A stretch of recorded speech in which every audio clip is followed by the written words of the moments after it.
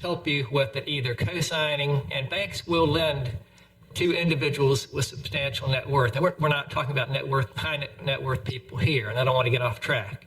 Net worth means they're worth a lot. Yeah. Successful people that have accumulated a lot, and they've got a lot of credit behind them. Exactly. But if you have friends, when you get out in the working world and you have friends that have successful businesses or are successful in other fields, those are the kinds of people you need to talk to. And if you get along with them and they trust what you are attempting to do, many of them will help you, either provide some money as a down payment towards equipment for whatever business you're getting into, or other things of that nature. That's one of the best ways.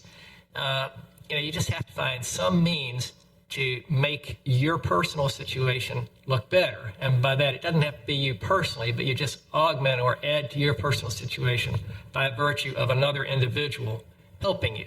And there's many people out there that will take chances on people because they like them and trust them and know they're hard workers. So one of the first things I always say is, you've got to prove to me and to anybody that you are considering being your partner that you are truly hardworking. You can do whatever it takes to meet payroll if you have other employees, to pay your bills, and to pay the bank. And a little earlier I referenced character, and character really is the most important aspect of borrowing money. Because when people came into me to borrow, if I didn't feel comfortable with them and what their plan was, there wasn't any way I was going to lend money to them unless they provided either another guarantor, another person who would co-sign on the loan and provide the strength in the loan from my standpoint, or provide other collateral. So be confident about what you want to do, but do your homework. I mean, it's going to take a lot longer than you might expect for you to be comfortable in venturing out and starting a new business. And you're going to need assistance. You're going to need assistance from a banker too.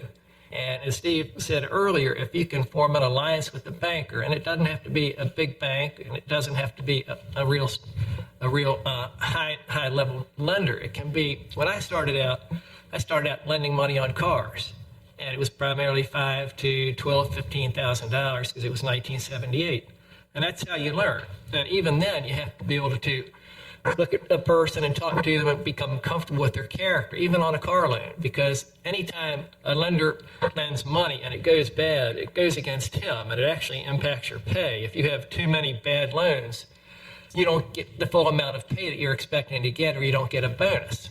So, bankers are very, very sensitive to what they're doing, just as a borrower is. You expect when you go in and talk to a banker, they're going to listen to you and hopefully believe what you're saying because you've proven to them by numbers and your experience and what you've done checking around in that industry and in the community in which you want to operate, that you know what you're going to be doing. A lender's the same way. If somebody comes in to borrow money and you don't trust him because he hasn't done his homework or something just doesn't seem right, the money's not going to be lent. And if you're in a situation where you're kind of on the fence because your deal is risky, but the banker thinks it's a good deal, your character and the person you might bring in to assist you, their character as well is going to come into play to a great extent. So a lot of it is feel. And most lenders, experienced lenders, can tell pretty quickly after they start talking to a potential borrower whether or not that person has really done their homework and really knows what they're talking about. If they don't have all that information prepared when they first come in, your chance of getting that loan is very, very slim because the banker has to be totally comfortable. And it can be augmented in the other means that we talked about with collateral and personal guarantors and things of that nature. But the best thing is you come in there with as much information, and if you are well aware up front that you're not going to qualify on your own, don't go in and try and borrow money. Find somebody who's willing to help you and then go into the bank and have everything planned in advance. So that's the best advice I can give as far as starting out. Your business plan has to be good, and there's a lot of factors that go into it, but I think that's a pretty good summary right there. No, that's good. That's echoing exactly the same stuff I was talking about with the men in Northeast the other night. One of the men, when they was talking about how you do a business plan and how you show it, another guy said, it's got to be accurate. And I love that he kept throwing that in. But it's got to be clear and concise. But when you get into a business plan, I've done other shows on business plans and I'll do more, but it's an introduction. And I equated it to, like, I equated it to when you had your first girlfriend or a date or whatever. If you go in and you move too fast and expect too much, you're going to get slapped. And they understood that pretty good. But the idea is that if it's a lender that's a bank, or it's a non-bank lender, somebody that you just want to go borrow money from, they have to feel comfortable with you, which you really just said. It's about your character. And the idea there, though, is that you want to be able to give them a solid introduction that will give them a chance to respond to you by saying, you know what, I'm interested in what you're talking to me about. Let's schedule another appointment for tomorrow or next week for an hour. So you want to get started and have them size you up as somebody that they might consider doing business with. And that's really how it works. And then you have a follow-up appointment. But the best thing you do in your business plan, we're not going to teach business plan today, but we're going to talk a little bit about relationships. And I want to tell you this, though. When you go into business for yourself, this is what I said to them was the single most important thing. You have to have people that support you.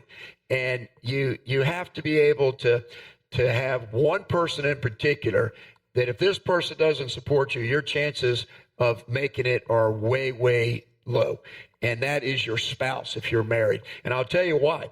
If you're a person that wants to go into business for yourself and you have a family and you have a wife and your wife's not on board, you're going to be just fighting back and forth. It's going to end up in a lot of arguments, a lot of anger. And she might say, oh, everything you've ever done before, it's never worked. You take our money and you spend it on the wrong things and you don't support us very well, the kids and I. Well, you don't want that going on in your life. So if your spouse, your wife, if you don't have a unity and a harmony in your family life, the chance that you're going to have a nice stable life in your business life is slim to none. And so you don't want to get into these kind of arguments where you talk to your wife bad and ugly and say, you've never supported me before, I'm going to do it anyway, and whatever. Like, I bring home all this money and you spend it on your makeup and your cosmetics and things we shouldn't do. If your life is like that, you need to change it. You need to start to understand how to better communicate at home because, Don, if somebody doesn't have a stable home life, if they don't have a supportive family, it's going to be nothing but trouble down the road, and the loan is not going to be easy to get to begin with, and if they get it, it might not be paid back properly. That's exactly right. Very good point. And the old saying, you only make first impression once. That's something to remember in trying to borrow money. Your first impression to the lender is going to be critically important. So once again, be prepared. I like that. So if somebody wants to start a small business and they do their financial projections, I always teach people, and I do it with clients, to do several sets of projections. And the first set is the pie in the sky. It's if everything works the way that you really hope that it will, what's the potential? The pie in the sky is the great potential if this works. The second projection is what we call conservative. It's kind of more realistic, like this is what's probably really going to happen. And then the third set of projections is a very, very low-end projection there that is called the downside projection. And I actually told them that the bank is going to discount whatever numbers you give them by 30%. You said 25. So you've gotten more aggressive as you retired. But no, here's the thing. I said to them, but don't up your projections by 25 or 30% because they're going to lower them. And I gave them a lot of examples about projections that were pie in the sky that had no reality. If your projections that you take to the bank aren't well researched and accurate based on economics that can be looked at and statistical kind of things, you're going to be turned down. You're going to be declined. But the idea is that if you lay out what will probably happen and then say, but we may have a downturn in the economy to no fault of my own, and it's going to be harder to make these numbers meet, the bank, as you well stated, they're in business to collect the money they loan. They're in business to make money. Don, you gave me a number before we started recording. What's the total volume of loan activity that you've been involved in? Over 40 years, Steve, I lent about $600 million. $600 million. That's a lot of loans. And were most of those loans paid back properly? Yeah, I was extremely fortunate. I only charged off about $2.2 million out of $600 million. 2.2. So 30 million, 60 million out of 600 is 10%. 30 million is 5%. So you had less than a 1% charge off. Yeah. Well, let me talk to that for a minute. One of the finest people in my seminar the other night, he was innocent. He asked me the best questions all the way through.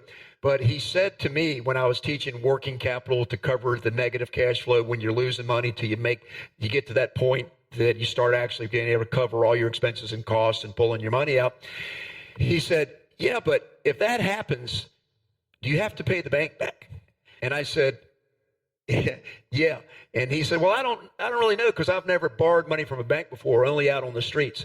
And I said, well, let me just tell it to you like this. It's the same thing. It's just the difference is that on the streets, they're going to break your knees if you don't pay them back. But with the bank, they're going to take away something of value that you own, like they're going to repossess the vehicle. If you're in a food truck business and you're out there and you had to get financing to have the truck that you're going to be making money with, and you're not making your payments, then they're gonna call your loan, and if you don't pay it when they call it, they're going to repossess your vehicle because they hold the title to your vehicle.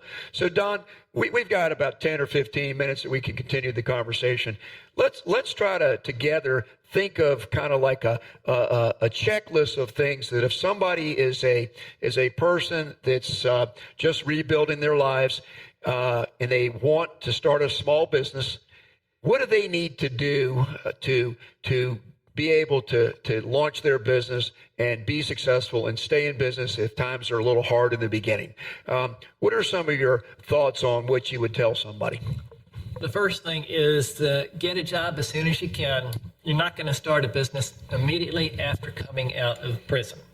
They say it's not the norm unless you have somebody who you've already talked to and lined it up well in advance. So find a job and learn how to budget your money. That's another topic that Steve talks about at length, and that's critically important as well. Show that you can maintain a job and you know how to save some money. That's going to be invaluable when you come in to borrow money for whatever venture you want to undertake. Those are the most important things. The other is just do the right things. If you can become well-known in the community, if you can do some things to enhance your reputation, anything that you can do to really become a good member of the community.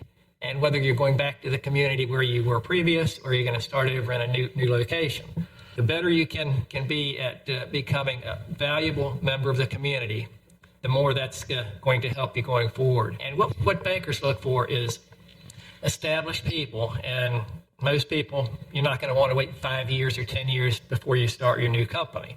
But we're talking about a year or 2 years of employment, consistent employment. If you have references are very, very important, particularly when you want to borrow money. If somebody comes in and doesn't have the capital or the wherewithal to borrow the money, but yet they have references that can attest to their character and credibility, that can be very meaningful in itself. Bankers will take chances. Lenders will take chances at times, particularly on smaller loans if certain aspects are in place. And once again, the character, if you have references, if you have people that can really come in and talk to the lender in regard to the type of person you are and really vouch for you, that can work as well. If you want to borrow $10,000 or $15,000, it can be done without collateral. It doesn't happen very often, but if somebody is willing to really vouch for you and not necessarily up front mandatorily co-sign so you can borrow the money, it can work. I mean, bankers know a lot of people, and if a friend of mine said he was going to vouch for somebody who just got out of prison, I would certainly, if I was working, I would lend $10,000 or $15,000 because I know that the person vouching for that person would probably pay the loan back anyway. So, just become established in whatever neighborhood you're going to be in, whatever community, and be consistently strong in what you do.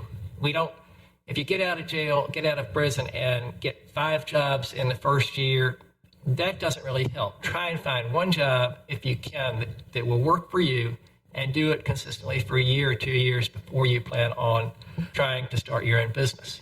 I echo that completely. I've said this on probably 15 of my shows, but I always talk about you're going to need 2 things to succeed in business. There's 2 others that I'll come after that, though. But the first one is you've got to have working capital. You got to have extra money because it's all going to be slower making money than what you expected for the reasons that we've already said. Sales are slower, costs and expenses are higher. So you better have some reserve money to carry you past those first rainy days.